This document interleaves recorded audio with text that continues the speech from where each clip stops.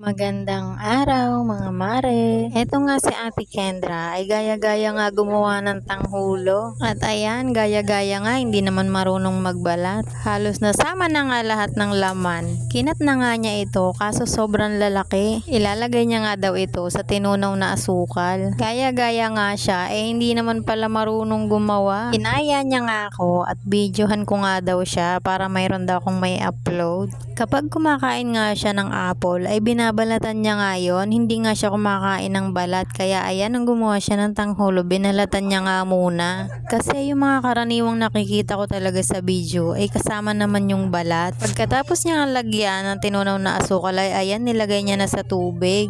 Ginagawa nga pala yung kalsada dito sa tapat namin, kaya nga laging ang ingay ng bako. Ang tagal na nga nilang nagagawa dito at hindi pa din matapos-tapos. Napakasisipag nga ng mga nagtatrabaho dyan dahil nga kalimitan alas 10 na ng gabi nagtatrabaho pa sila. Nasa 3 buwan na nga yata silang nagagawa dyan ay hindi pa nga rin matapos-tapos. At ito naman si Ate Kendra, ginawa ng babae yung kapatid. Tuwan-tuwa nga siya at sinuutan niya nga ng pambabae na damit. Galit nga yung tatay dahil baka nga daw matuluyan. Pil naman ni Kiyi na magsuot ng dress. Palakad-lakad nga at ayan tinoyo na, nagwawala na nga. Talaga naman nga tong ate niya kung ano-anong naiisipan. Hindi na nga niya yan ginagamit kaya doon na sa teddy bear niya yan isinuot. At hinubad niya nga sa teddy bear at sinuot din sa kapatid niya.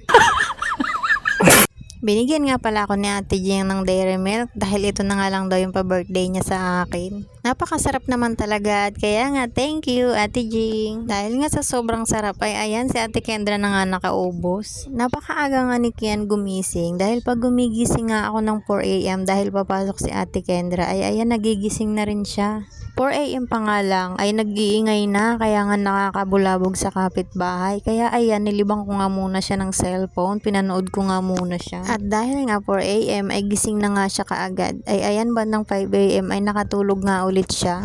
Ewan ko nga ba sa batang to dahil may kunting makinig lang talaga siya na nagsasalita ay mabilis siya magising. Kaya ayan mga bandang 5 AM ang pagkasarap ng tulog. Siguro nga tong batang to paglaki ay napakasipag. At dahil sabi nga nila daig daw ng maaga pang masipag. At ayan nga nagluto nga ako ng kaldereta para sa aming hapunan. Thank you for watching.